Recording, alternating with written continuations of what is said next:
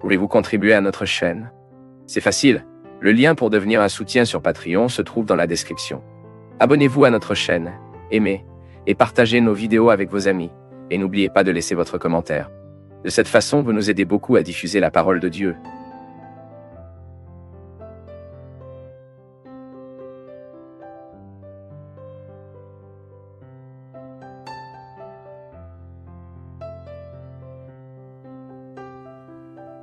Cher, le fait qu'être un Dieu omniprésent n'a rien à voir avec l'origine du mal parce que l'omniprésent est celui qui est partout, l'omniprésence de Dieu. Alors Dieu est là. Dieu est là avec vous. Il est présent partout. La question de l'origine du mal est une question théologique très discutée. Nous avons une très belle réflexion, la théologie chrétienne et catholique a une très belle réflexion sur l'origine du mal, mais le plus important dans tout cela, parce que je sais que ce qui dérange nous le plus est-ce que la pensée, si Dieu est bon, comment les mauvaises choses peuvent-elles se produire? Qui fait que tout cela se produit? Nous avons une explication intéressante qui est l'origine du péché, le péché comme une porte qui s'est ouverte pour que le mal puisse avoir le pouvoir sur nous. Ensuite, vous avez toute la métaphore du paradis qui a été perdue, la pomme qui était la nourriture, l'expulsion d'Adam et Ève de cet espace que Dieu avait mis pour qu'ils pourraient vivre en harmonie. Nous avons cette parabole comme une indication que le mal est venu au moment où nous avons brisé l'alliance avec Dieu. Quand Adam et Ève voulaient être les autres, ils voulaient être des dieux. Ils ont oublié la condition humaine. Ils ont oublié qui ils étaient. Et ils voulaient être qu'ils ne pourraient pas être, qu'ils ne pourraient pas être. Et à partir du moment où nous voulons ce qui n'est pas juste, nous commençons à établir l'injustice. Avez-vous observé cela? Combien de mauvaises choses se produisent précisément parce que nous ne savons pas comment reconnaître que ce n'est pas le nôtre? Pourquoi le vol est-il un mal en soi? Voler quelque chose à quelqu'un est mauvais. C'est mauvais parce que je ne respecte pas l'espace délimité. C'est de l'autre, mais je le veux. La même chose lorsque vous avez la présence du mal. La vie, quand je pars et que je tue quelqu'un, n'est pas le respect de ce que l'autre est. La violence en est issue. Maintenant, qu'est-ce qui me rend mauvais? C'est mon adhésion à ce projet. Il est très dangereux pour nous de juger tout le blâme sur le diable. Ah, c'est le diable qui veut ça. C'est le diable qui arrive. Ouais, mais si le diable veut, nous le faisons pour ça. Avez-vous déjà vu le diable marcher dans les rues? Non. J'ai vu des gens diaboliques marcher dans la rue. Le diable, de toute façon. Non. Il n'y a pas de problème ici. Nous n'avons pas de diable ici. Un jour, une femme m'a demandé, « Prêtre, faites-vous l'exorcisme ?» Je me suis arrêté pour réfléchir. Comment puis-je faire un exorcisme? Non. Alors j'ai pensé, mais immédiatement j'ai dit, non, il y a un moyen pour vous de faire de l'exorcisme. Vous aimez. Chaque fois que vous aimez, mon ami, le diable n'a pas de temps avec vous. Le diable ne soutient pas une personne qui aime. Le diable sera en mesure de ne rien faire dans la vie d'une personne à la recherche de bonté, de bien, de partenariat avec la vérité. Le diable commence à avoir un virage et une voie dans notre vie.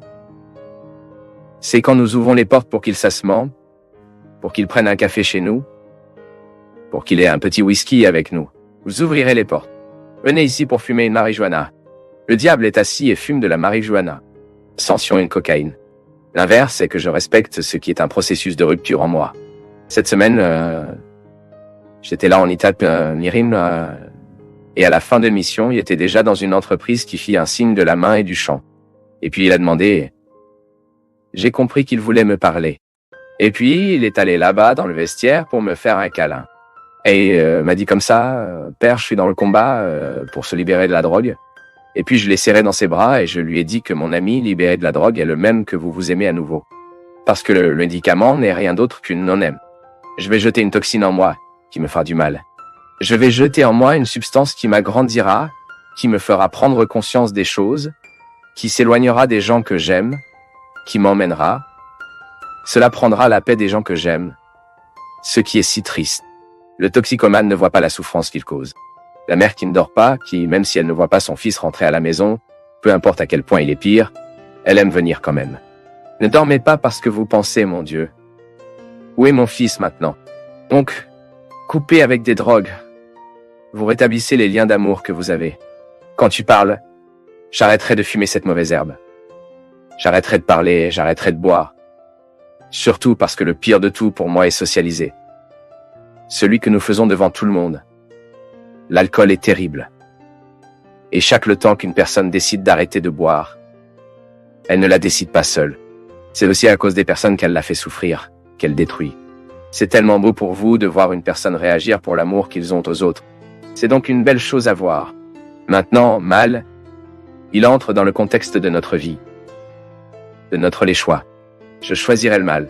Il existe, il est concret, il est réel, mais j'essaie seulement de séduire. Je veux me joindre et je le représenterai dans ma vie. Beaucoup plus que de savoir son origine et de découvrir un moyen de neutraliser. Je ne sais pas comment le mal est venu dans le monde. Je n'ai pas cette réponse. J'ai la suggestion que la théologie, que la parabole me donne, mais je n'ai pas de réponse prête à cela. Alors qu'est-ce que je fais? Si je ne sais pas comment le mal est venu dans le monde, je peux l'empêcher de m'inscrire. C'est vrai, et c'est possible. Seuls ceux qui ont lu les livres du père Fabio de Melo savent à quel point ils sont transformateurs, nous font réfléchir, et changer notre façon de voir la vie. Si vous n'avez pas encore lu, ne manquez pas cette grande chance. En savoir plus en cliquant sur les liens de description. Père Fabio, que pouvons-nous faire quand la peur nous empêche de réaliser ce que Dieu veut de nous? La peur est une réaction naturelle face à tout, ce qui est généralement une nouveauté dans nos vies. Bien sûr, la peur est une réaction naturelle à diverses situations de la vie. La peur, c'est naturel en nous parce que cela nous indique ce qui est une limite. Alors moi, parce que je suis limité, j'ai peur. J'ai peur de me brûler le doigt, donc je suis limité. Je ne peux pas mettre ma main sur le feu, je le sais. C'est une limite que j'ai, la limite de ma peau, la limite de mon état physique. Maintenant, lorsque cette peur du feu commencera à m'empêcher d'avoir une relation saine avec tout ce qui aura du feu, par exemple, je serai proche d'un incendie, mais je n'ai pas besoin de juger dedans. C'est le contrôle que nous pouvons faire de la peur que nous ressentons, qui est toujours une expérience de rationalisation. Le feu est là. Je sais que c'est dangereux pour moi, mais je commence à gérer alors la relation que j'ai avec lui. Tout dans la vie est comme ça. Quand je commence à gérer les peurs que je ressens, je commence à les surmonter. Je ne peux pas permettre à la peur de devenir une force oppressive qui supprime la qualité de mon vie. Nous aurons souvent tenté de vivre la peur de la nouveauté, tout ce qui sera nouveau dans nos vies, les changements auxquels nous serons confrontés, qui n'a pas peur. Par exemple, quand nous devrons changer notre travail, nous ne savons pas si c'est où il travaillera, qui se mariera, qui fera face à un nouveau style de vie. Cela passera toujours par l'expérience de la peur. Car les nouvelles nous laisseront une région confortable, une réalité que nous y sommes déjà habitués, et nous déménagerons sur un nouveau territoire, et il est naturel que nous soyons peur de ça. Il n'est pas naturel que la peur règne. C'est pourquoi nous devons toujours faire attention à gérer de nouvelles réalités, à la recherche toujours de ce courage qui minimise le pouvoir de la peur.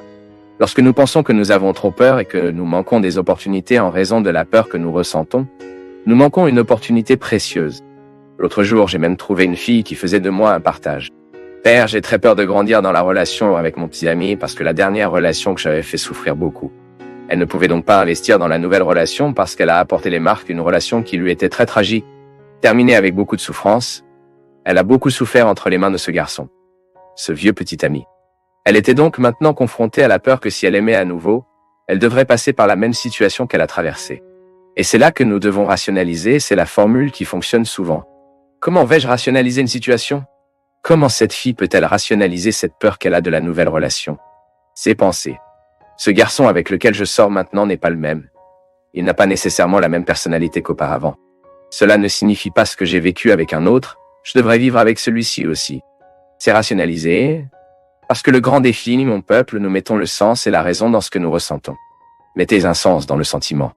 Autrement dit, mettre en lumière ce que je ressens et comprendre mon sentiment qui n'est pas toujours vrai. Tout ce que je ressens n'est pas vrai. J'ai donc peur d'être à nouveau trahi. Mais je n'ai peut-être pas de raison à cela. Il se peut que la personne qui est de mon côté aujourd'hui ne me donne aucune raison de ressentir cette peur, mais parce que j'ai des marques du passé. Donc aujourd'hui, je m'occupe de la peur, de l'insécurité. Il est intéressant de réaliser que l'humain aura toujours besoin de guérison. Plusieurs fois, la relation ne fonctionne pas aujourd'hui. C'est parce que nous n'avons pas guéri la relation qui s'est produite. Ce qui s'est produit et qui était tragique pour tout le monde. Donc, cette chose d'organiser la vie progressivement comme nous vivons, de corriger nos sentiments, non? Faire une digestion émotionnelle. Quand nous mangeons quelque chose qui nous fait mal, nous allons digestion de l'estomac, n'est-ce pas? Mais lorsque nous ressentons aussi quelque chose qui nous a fait du mal, nous devons vivre une digestion émotionnelle. C'est ce processus d'élimination, c'est la digestion. La digestion, puis, est celle que le corps conserve ce qu'elle a extrait de la nourriture et le jette ce qui ne fournit plus. A fait la digestion. Lorsque vous ne direz pas, c'est parce que la nourriture se tenait dans l'estomac. Et comme l'estomac n'a pas été fait pour garder la nourriture, mais il a été fait juste pour être un instrument pour que ces aliments soient digérés, les protéines, les vitamines, les sels minéraux de nos aliments, pour que le sang continue de nourrir le corps. L'estomac n'a pas été fait pour obtenir un lieu de dépôt. Nous avons l'indigestion, la nourriture est restée plus longtemps que ne devrait l'être.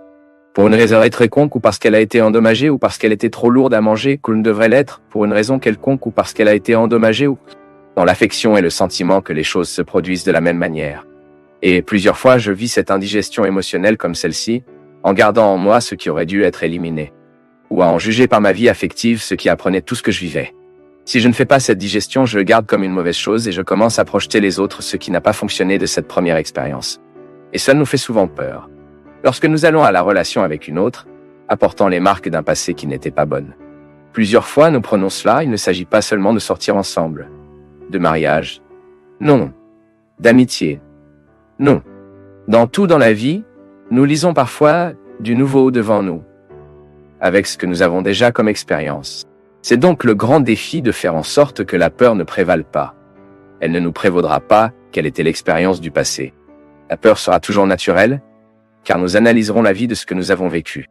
Et si ce que nous avons essayé que nous n'avons pas mis au bon endroit, donc nous risquerons de faire en sorte que cette expérience nous détermine toujours pour nous, comme nous le regardons, nous limitant et nous empêchant d'aller au-delà.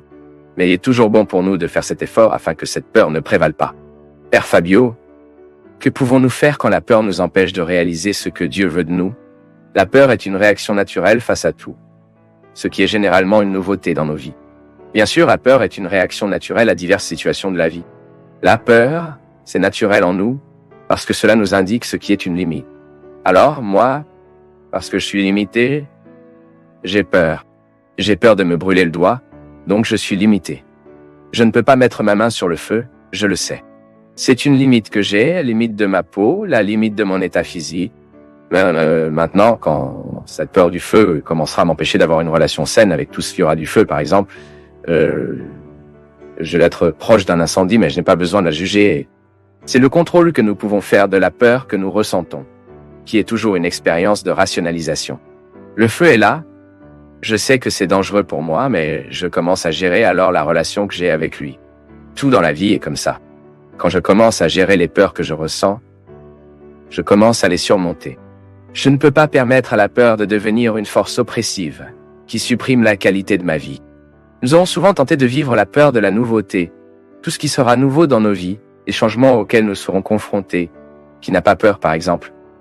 Quand nous devrons changer notre travail, nous ne savons pas si s'effondrera, qui se mariera, qui fera face à un nouveau style de vie, passera toujours par l'expérience de la peur.